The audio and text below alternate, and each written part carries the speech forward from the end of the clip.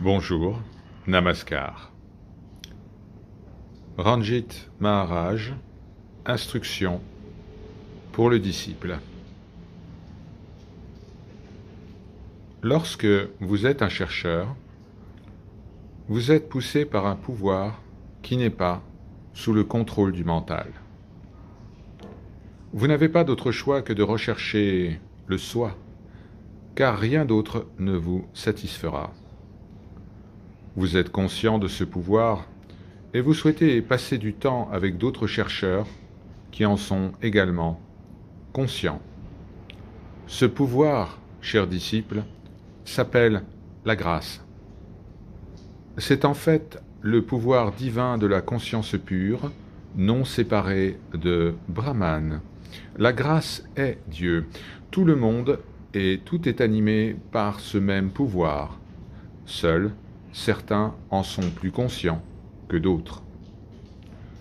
La capacité d'accepter ce que dit le Maître montre que l'esprit devient plus transparent et offre moins de résistance à la grâce. Rien n'est à faire. Seule la compréhension est requise.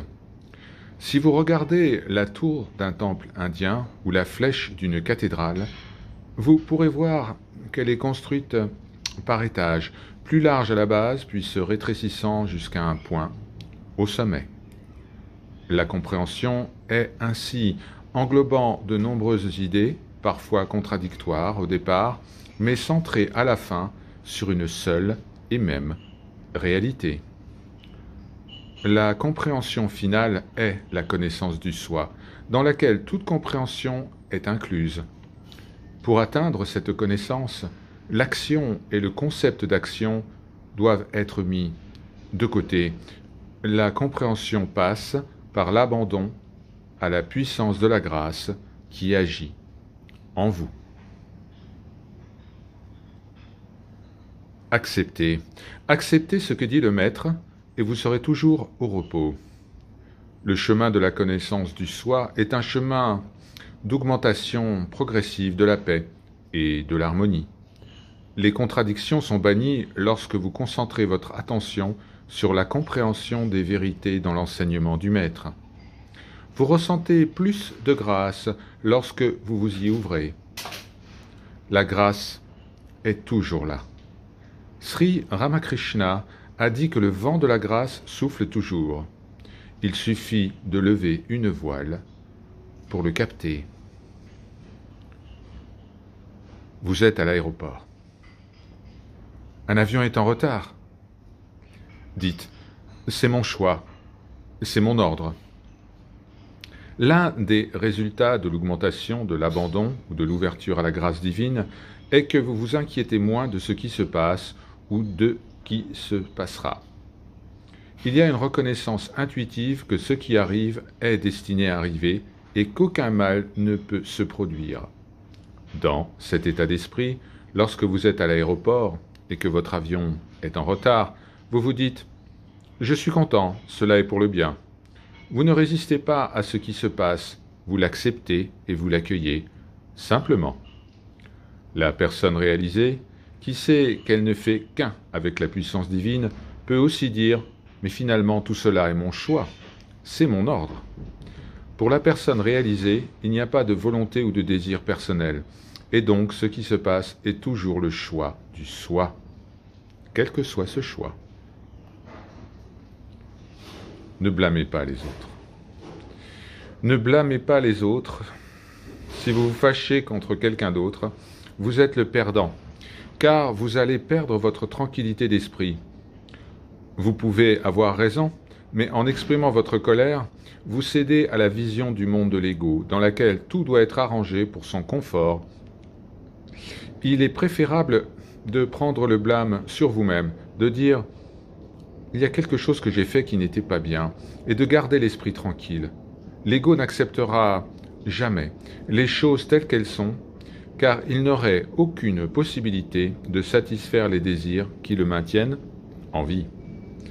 La colère et le fait de blâmer les autres sont donc des émotions très courantes qui ne font qu'entretenir l'ego.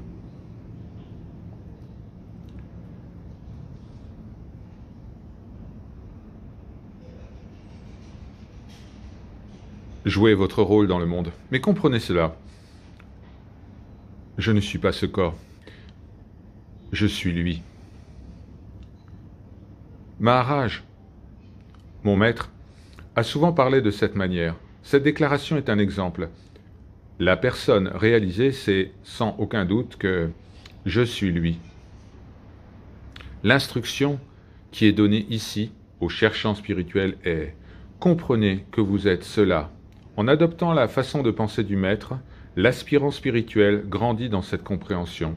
Dans ce cas, le maître sait qu'il joue un rôle et que la pièce est déjà écrite. Pourquoi devrait-il s'en préoccuper ? Il agit de sa part, mais sait que cela ne fait aucune différence de s'inquiéter ou d'imaginer que le résultat de toute action puisse être modifié.